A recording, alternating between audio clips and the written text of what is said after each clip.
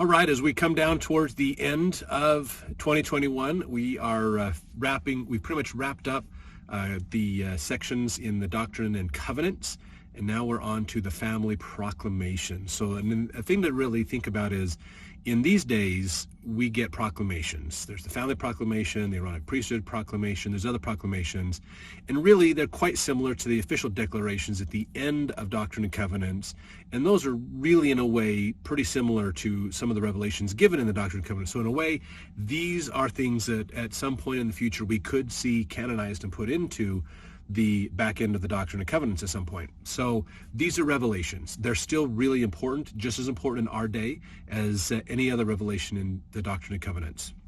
So the Family Proclamation is a very, very important one. I'm glad that the church is bringing this one up and bringing this to talk about for a whole week, because there really is a tremendous amount of information in this proclamation.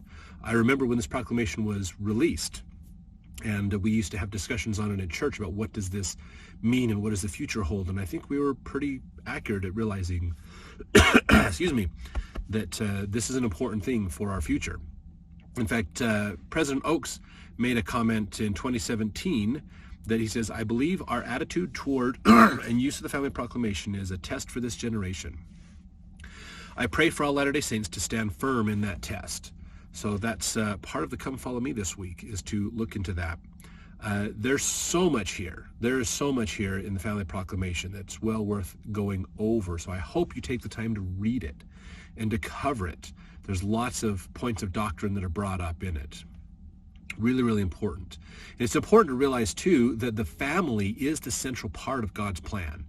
Everything else is supporting to the family, just like when President Nelson has been telling us a lot about how the family-focused gospel learning with church-supported gospel learning.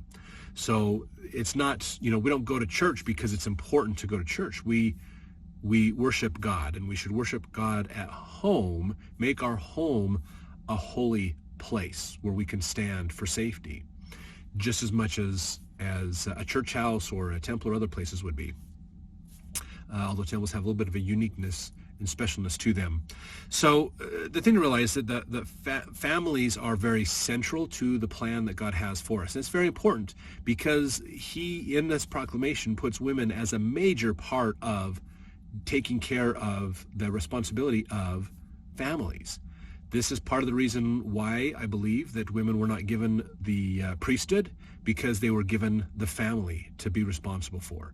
Yes, men are responsible for the family as well, and all of us will be judged based upon how we treat our family. In fact, I believe it was L. Tom Perry in a priesthood meeting for General Conference back in the early 2000s that he made the comment that to the brethren, that basically, if you want to know what the questions are going to be like when we get to the day of judgment, one of the first questions that every man is going to have to answer is, how did you treat your wife? And then how did you treat your children and the other women in your life? So those are very important things for us to realize, is how are we treating other people, because we will be responsible to answer for those questions in that day of judgment. So the Family Proclamation really gives us an opportunity for perspective. It puts the stake in the ground that says this is the point of reference to help you understand how to navigate everything else.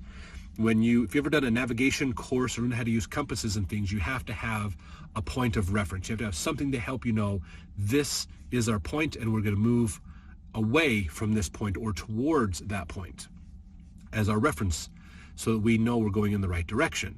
So the proclamation to the family is one of these points of reference that we have in the ground to say, okay, everything comes off of this.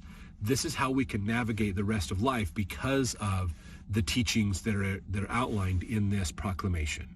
So realize that is a super important point of why we have the Family Proclamation.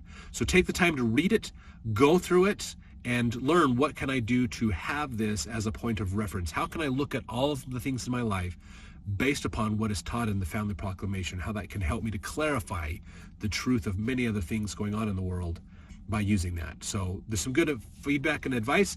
I'd like to hear in the comments as well anything that you have, like what are your impressions and thoughts on the Family Proclamation?